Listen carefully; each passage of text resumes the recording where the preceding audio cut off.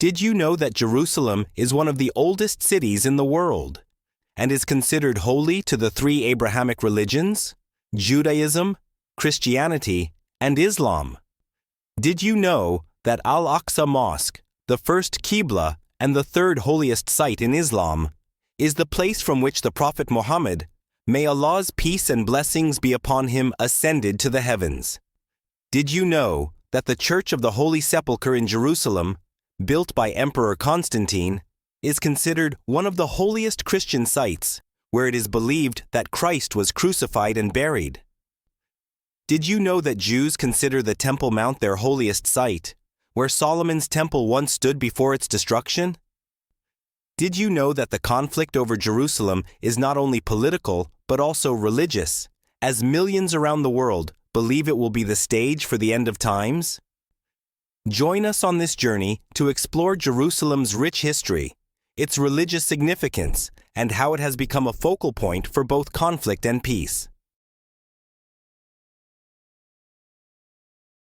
Jerusalem.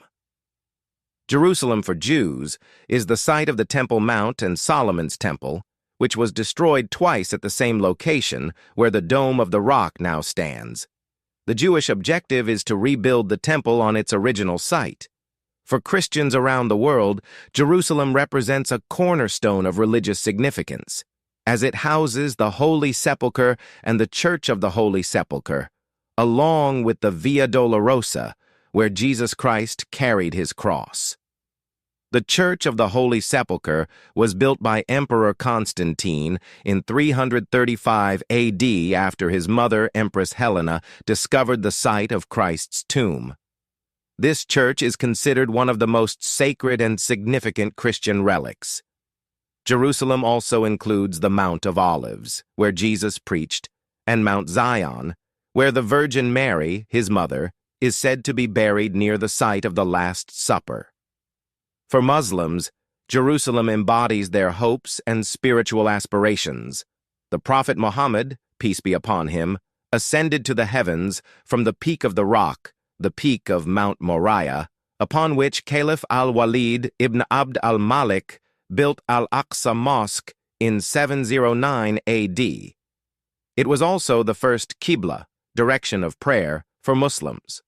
Scholars believe that one of the reasons Allah initially chose Jerusalem as the Qibla for Muslims was to establish a connection between Islam and previous religions, demonstrating Islam's universality and its incorporation of past divine messages.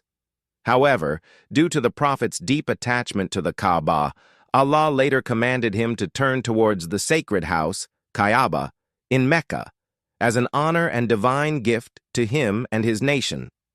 All these sacred sites hold profound religious significance for both Islam and Christianity.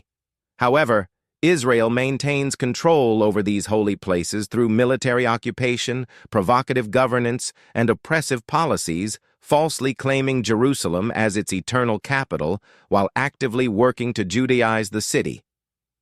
The conflict over Jerusalem is unlike any other conflict worldwide for a clear reason.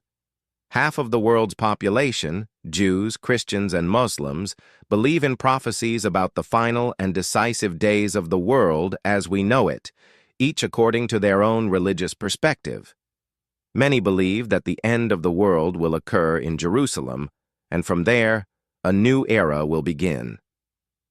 Jewish extremists, particularly members of the movement advocating for the construction of the Third Temple, align with certain evangelical Christian factions in believing that the Al-Haram al-Sharif, noble sanctuary, must be destroyed to rebuild the temple. According to Jewish beliefs, this would facilitate the return of the Messiah, who would sit on the throne of Solomon. Evangelicals, on the other hand, believe the temple must be destroyed for the third time for biblical prophecies to be fulfilled and for Jesus to return. With the dawn of the third millennium, fears of religious violence are increasing as extremists may attempt acts of sabotage at the city's holy sites. The primary goal of these extremists is to demolish Al-Aqsa Mosque, as rebuilding the temple is their ultimate aspiration. They pray 3 times daily, including on the Sabbath, for the temple's reconstruction, chanting Biban Hamikdash, meaning, "We will rebuild the temple." We raise the alarm loudly so that even those who have closed their ears may hear, urging reason among the heedless, for the destruction of Al-Aqsa Mosque would mark the beginning of their downfall. Extremism is a curse upon its perpetrators, leading them inevitably to ruin. This brings to mind a historical precedent from Egypt 1,000 years ago, under the rule of the Fatimid Caliph Al-Hakim bi-Amr Allah, a ruthless tyrant unparalleled in history. Among his most egregious actions was his attempt to transfer the Islamic pilgrimage, Hajj, to Egypt, and relocate the remains of the Prophet Muhammad, peace be upon him, and his companions Abu Bakr and Umar, may Allah be pleased with them, from Medina to Cairo, aiming to make it the spiritual capital of Islam instead of Mecca. This was an early sign of his mental imbalance, which culminated in self-deification, believing himself to be a divine incarnation, a doctrine inspired by Persian Ismaili philosophers and later adopted by Al-Hakim, leading to the emergence of the Druze sect, which deifies him and awaits his return. The Fatimid Imamate, during Al-Hakim's reign, cloaked itself in an aura of extreme sanctity, delving into radical atheistic ideologies. Al-Hakim played a central role in promoting these doctrines through Dar al-Hikmah, House of Wisdom, an institution established to propagate Ismaili philosophy. His missionaries preached doctrines of reincarnation, pantheism, and divine immanence, claiming that Al-Hakim was not human, but a divine symbol.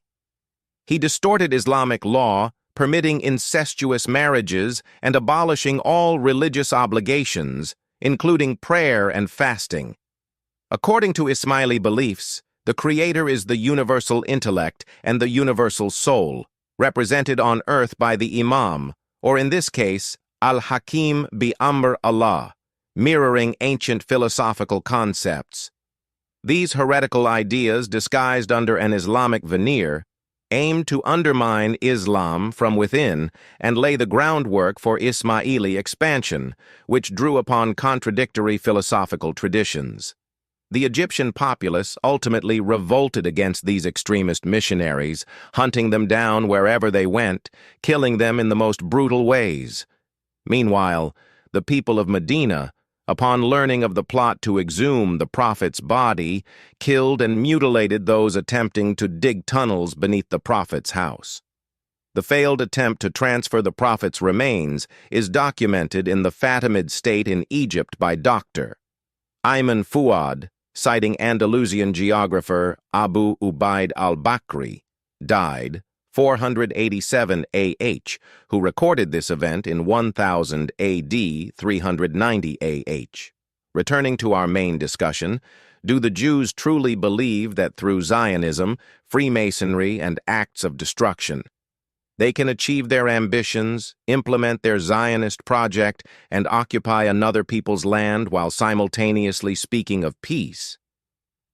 The peace that Israel speaks of is a peace for itself alone, not a peace that restores stolen rights.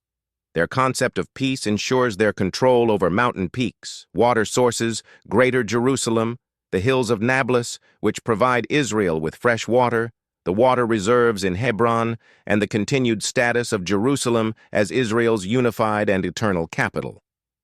Ironically, the Torah itself explicitly forbids the Israelites from settling in Palestine. Deuteronomy 2:4 states, "The Lord will not give the Israelites even a footprint of Esau's land," meaning the land of Canaan, Palestine.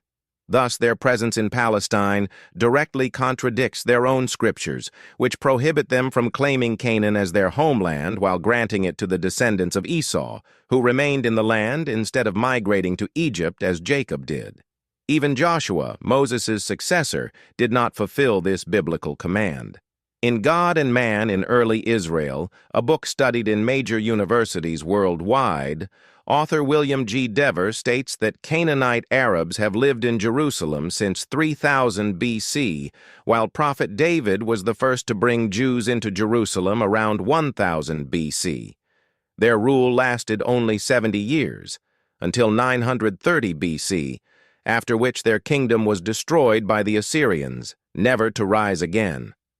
The Jews later suffered repeated conquests by the Romans, culminating in their final expulsion in 144 AD by Emperor Hadrian, who annihilated them through mass executions and destruction. The remnants of Jewish presence in the region were erased entirely. Historian Will Durant, in The Story of Civilization, asserts that by this period, nothing remained of the Jewish temple. When Muslims entered Palestine in 636 AD, they found no Jewish presence. Durant also notes that the temple was not even located in Jerusalem, but in the southeastern region of ancient Palestine. Anthropological and archaeological findings reveal that ancient Israel was only a minor thread in Palestine's rich historical tapestry. Hebrew literature and biblical studies have long been engaged in a systematic effort to erase Palestinian history, creating a falsified narrative that is taught not only in religious institutions but also in Israeli, American, and European universities. The ultimate Zionist objective is to diminish the Palestinian identity, denying it any claim to the so-called Promised Land. The Western Wall is merely a pretext to justify Jewish claims and to mask the ongoing theft of Palestine,